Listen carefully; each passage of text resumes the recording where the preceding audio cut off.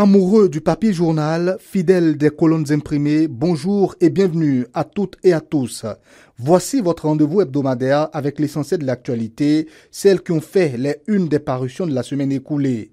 Le lundi dernier, presque tous nos amis de la plume et du papier ont relayé l'information relative à la 50e session de l'Assemblée parlementaire de la francophonie.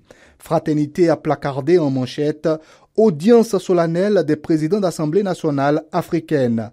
À l'Élysée, le président Vlavonou porte la voix du Bénin parmi ses pairs.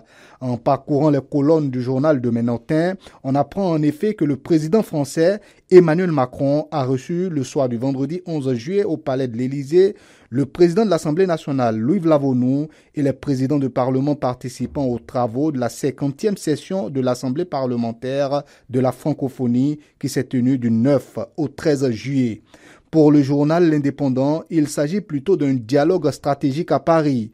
Et le confrère titre à sa une « Vlavonou fait rayonner la diplomatie parlementaire béninoise ». L'Assemblée parlementaire de la francophonie vise à promouvoir la démocratie, les droits de l'homme et l'état de droit parmi les membres, ainsi qu'à encourager le dialogue et l'échange d'expériences interparlementaires.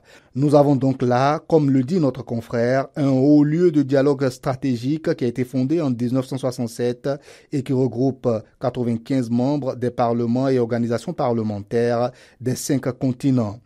Un peu plus bas, à la une de l'Indépendant de ce lundi, l'on constate que le parti Renaissance nationale a déjà mis le cap sur les élections législatives et communales de 2026. Le confrère titre « Claudine Prudencio lance l'académie politique du parti Renaissance nationale ». À la une des parutions de ce lundi, l'arrestation de l'activiste Hugues Komlan-Sossoukwe occupait également une place de choix, notamment avec Le Potentiel et La Nouvelle Tribune. Le mardi de la semaine dernière, 2 informations importantes liées aux échéances électorales de 2026 ont eu la primeur des unes des confrères. Et nous démarrons par Décryptage Info qui affiche élection générale de 2026.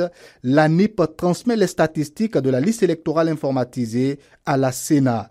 Le décryptage de notre confrère nous permet de savoir que la cérémonie de remise officielle de ces statistiques de la liste électorale informatisée LEI s'est tenue au siège de la Sénat en présence de son président Saka Lafia, du directeur général de la NIP Aristide Adjinankou Yanwi, du directeur général des élections Boukari Abousoulé Adam, des conseillers de la Sénat et des cadres de la NIP.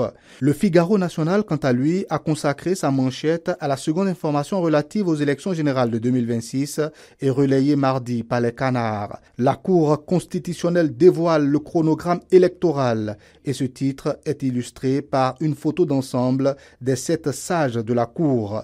Le confrère nous apprend dans ses colonnes que dans une démarche d'ouverture et de transparence démocratique, la Cour constitutionnelle du Bénin a officiellement publié le lundi 14 juillet 2025 le chronogramme des élections générales de 2025. Cette étape marque, selon mon confrère, le début d'une année électorale particulièrement stratégique avec des enjeux cruciaux tant sur le plan institutionnel que citoyen.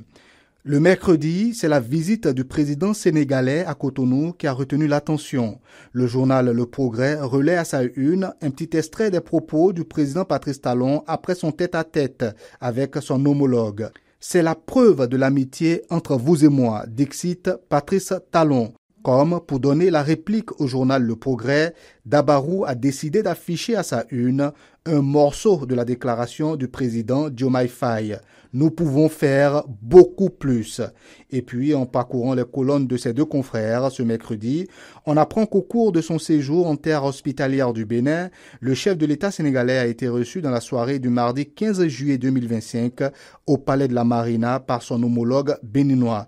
Les 2 chefs d'État ont abordé des questions stratégiques relatives au renforcement des liens bilatéraux dans un contexte régional marqué par des défis communs et des aspirations partagées en matière de paix, de développement et d'intégration sous-régionale. Jeudi, cette même information a été le chou gras de mes camarades spécialistes des mots couchés sur papier. La cloche est affirmative à sa une. Diomaye Faye est à l'école de Patrice Talon. Le leader du jour, quant à lui, parle d'un nouveau départ pour la coopération bénino-sénégalaise. Le journal Palmarès avait plutôt préféré consacrer une partie de sa une à ce que tout le monde appelle désormais Akpona Gate, affaire Akpona Adambi, dossier reporté au 22 octobre. En effet, l'ex-ministre de l'Énergie, Paulin Akpona, était attendu ce mercredi 16 juillet 2025 au tribunal d'Abomey-Calavi. Il devait répondre d'une plainte en diffamation déposée par son prédécesseur, Samou Seydou Adambi. Souvenez-vous, cette affaire remonte au 21 juin 2025, lorsque Paulin Akpona, lors d'un meeting à Titirou, avait publiquement accusé Adambi de détournement, ce qui lui avait valu 5 jours plus tard son limogeage du gouvernement. Sauf un nouveau report, l'ex-ministre Akpona comparaîtra bel et bien le 22 octobre prochain. Le journal Jakpata a également dédié un titre à ce report d'audience dans le procès Akpona Adambi.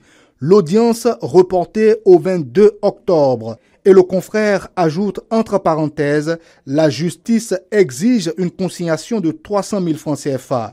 La manchette de Fraternité de ce vendredi parle du ouf de soulagement que poussent les populations dans certaines localités. Pénurie d'eau à Akpakpa, à Gbangandan, Ekpe et environ. Les robinets reprennent vie, la population soulagée.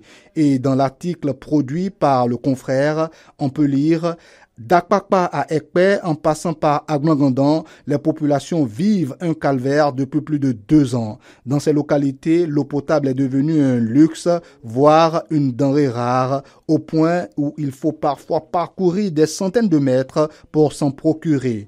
Mais aujourd'hui, les signes d'une amélioration réelle commencent à se manifester. C'est sur cette information que s'achève cette revue de presse. À dimanche prochain pour passer au crible de nouvelles informations à la une des journaux, car l'actualité ne s'arrête jamais.